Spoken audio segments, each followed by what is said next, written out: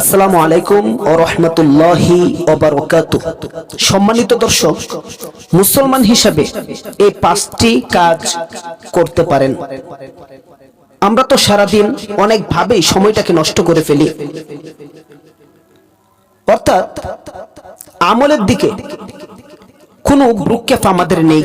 প্রতিদিন আমাদের চিন্তাধারা হয় কিভাবে আমরা টাকা পয়সা ইনকাম করতে পারবো, আমাদের চিন্তাধারা হয় কিভাবে আমরা গাড়ি বাড়ির মালিক হতে পারবো, ব্যাংক ব্যালেন্স কিভাবে আমরা করতে পারবো, আমাদের চিন্তাধারা হয় বিশাল অট্টালিকা কিভাবে আমরা তৈরি করতে পারবো। কিন্তু এই দুনিয়া তো অল্প দিনের দুনিয়া, একদিন এই দুনিয়ায় আমরা থাকবো না।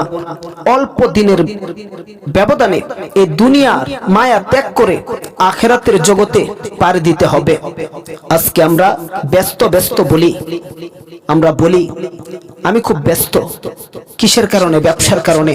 আমি খুব ব্যস্ত চাকরির মাধ্যমে, আমি খুব ব্যস্ত কৃষিকাজের মাধ্যমে।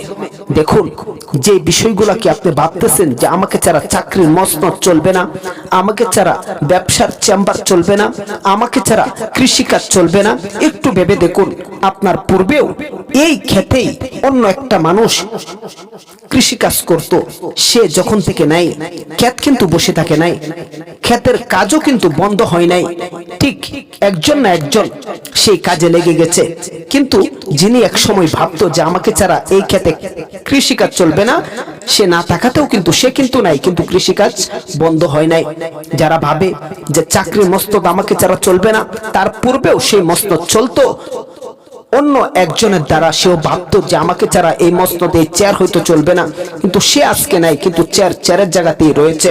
আজকে যারা ভাবে যে আমাকে ছাড়া ব্যবসা চলবে না, এই ব্যবসা একদিন অন্য কেউ চালাতো, কিন্তু অন্য কেউ হারিয়ে গেলেও ব্যবসা কিন্তু বন্ধ হয় নাই। কেউ না কেউ ব্যবসার কাজে নিয়োজিত রয়েছে, কিন্তু মাঝখান দিয়ে সেই ব্যস্ত লোকটা ব্যবসার কাজে আর নেই, কবরের জগতে চলে গিয়েছে। অর্থাৎ যেটা আমরা ভাবি আমাকে ছাড়া কিছুই চলবে না, আসলে আমাকে ছাড়া সব চলবে, বাট আমি মাঝখান দিয়ে থাকবো না। এই জন্য মুসলমান হিসাবে যে পাঁচটি কাজ করণীয় আমাদের জন্য: 1 নাম্বার, প্রত্যেক দিন ঘুমানোর আগে সূরা মুলক পাঠ করুন।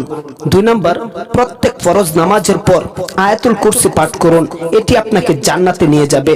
3, প্রত্যেক দিন সূরা ইখলাস পড়ুন, সম্পূর্ণ কোরআন পড়ার নেকি পাবেন। 4, সুবহানাল্লাহি ওয়া বিহামদিহি 100 বার পড়ুন, আপনার সব গুনাহ মাফ হয়ে যাবে। 5 নাম্বার, প্রত্যেক দিন 3 বার আল্লাহুম্মা ইন্নী আসআলুকাল জান্নাহ ওয়া আউযু বিকা মিনান নার পড়ুন। জান্নাত কামনা করা এবং জাহান্নাম থেকে আশ্রয় চান, আল্লাহ তাআলা জান্নাত আপনাকে দিয়া দিবে, জাহান্নাম থেকে বাঁচিয়ে দিবে। সুবহানাল্লাহ।